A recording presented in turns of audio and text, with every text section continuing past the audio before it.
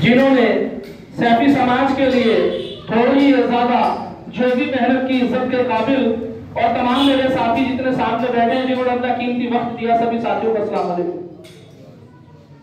साथियों, वक्त बहुत कम है और बात आ रही थी समाज में एकता की, बात आ रही थी शिक्षा की, बात आ रही थी एकजुटता की, लेकिन इसी मंच पर, इसी माइक पर मेरे बहुत सारे साथी जो काम दूसरे लोग करते थे वही काम हमने भी किया, हमने भी उंगलियां उठाई। किसी ने प्रोग्राम हल्का बताया, किसी ने तंजीमें खराब बताई। न तंजीम खराब है न प्रोग्राम खराब है। ये वो लोग बैठे हैं जिनके अंदर कौम के लिए मोहब्बत है। ये 4 भी 40 पे भारी है। मैं सलाम करता हूँ ऐसे साथियों को, जितने भी साथी मेरे मंच पे यहाँ बैठे सामने और मेरे पीछे। साथियों, जैसा अभी कह रहे थे एजुकेशन के लिए, तो मैं हर बार ये बात कहता हूँ कि आप अपने आप को देख लो, यानी कि मैं खुद, अगर मैं ठीक, मेरे बच्चे ठीक, तो इंशाअल्लाह सब ठीक। लेकिन समाज के अंदर सभी करोड़पति नहीं है, समाज के अंदर सभी एजुकेटेड नहीं है। किसी की हैसियत 10 लाख की है, किसी की हैसियत 1 रुपए की।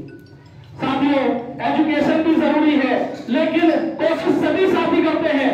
जितने मेरे साथी बैठे हैं, मैं पूछना चाहता हूं कि कोई ये चाहता है मेरे बच्चे अनपढ़ रहे? नहीं चाहता होगा। अगर अनपढ़ होते हैं तो वक्त और हालात में अनपढ़ बनाता है, ना कि वो खुद चाहते हैं कि मेरा बच्चा अनपढ़ हो। तो इसके लिए अगर हम दुआ करें कि मैं कर दूंगा, मैं कुछ नहीं कर सकता, मेरी कोई हैसियत नहीं, मेरे से अगला कदम का पता नहीं कि मेरा अगला कदम कैसा होगा।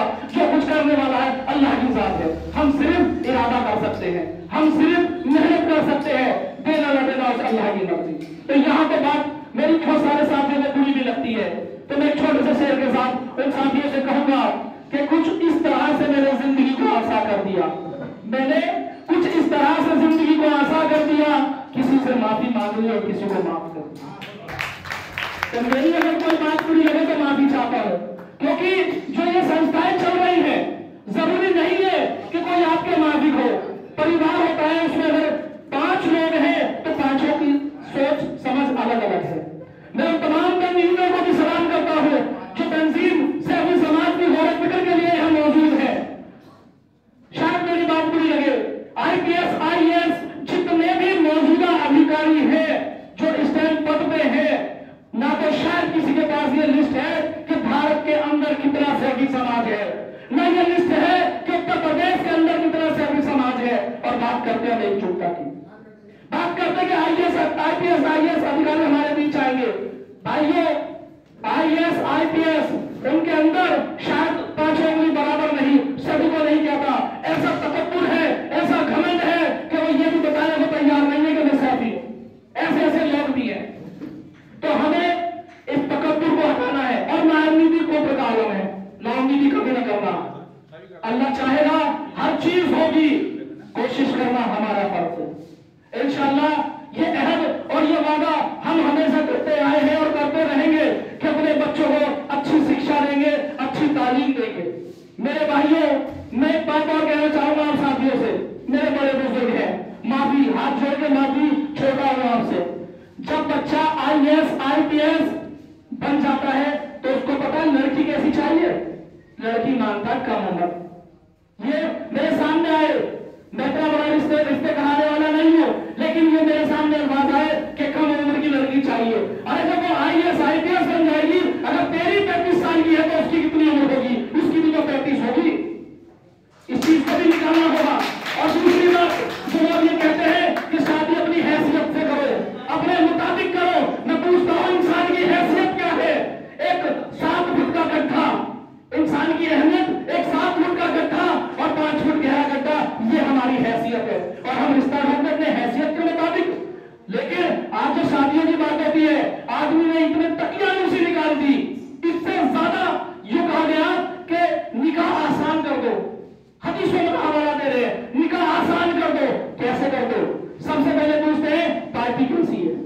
सब प्रथम जो बात आती है पार्टी कैसी है, इसे निकाल के दिमाग से। दूसरी बात आती है हाइट कैसी है, कलर कैसा है, शरीर कैसा है। अगर ये शरीर और ये हाइट और ये लंबाई देखी जाती तो खुदा की कसम हम में से किसी का ठिकाना होगा। अगर ये हाइट देखी जाती तो किसी की वाइफ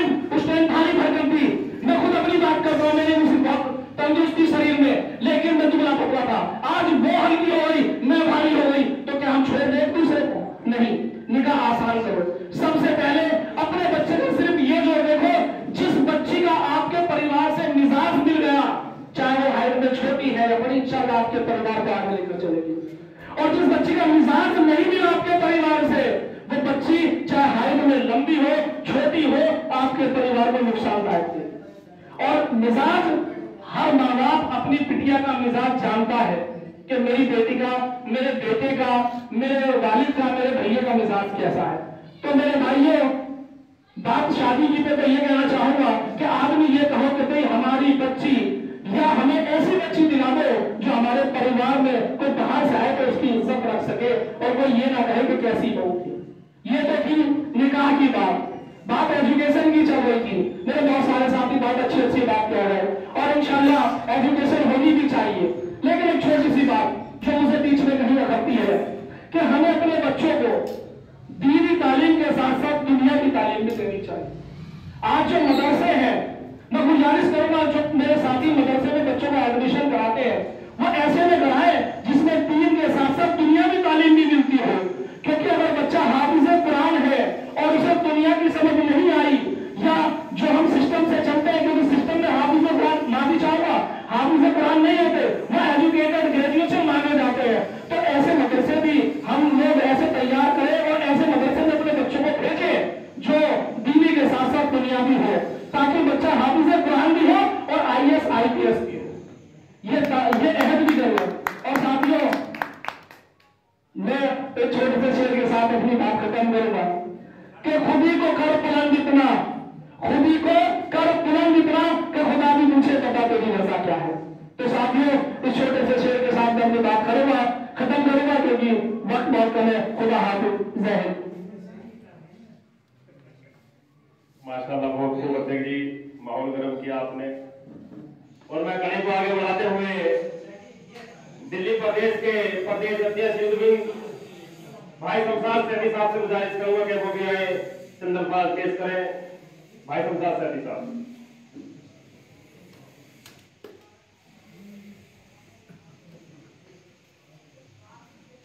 अस्सलाम वालेकुम। बाहर